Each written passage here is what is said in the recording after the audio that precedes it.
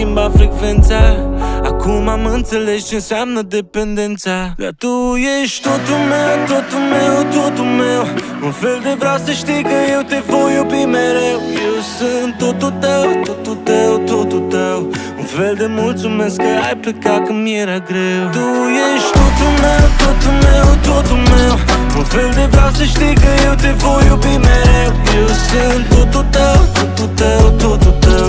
Un fel de mulțumesc că ai plecat când mi-era greu.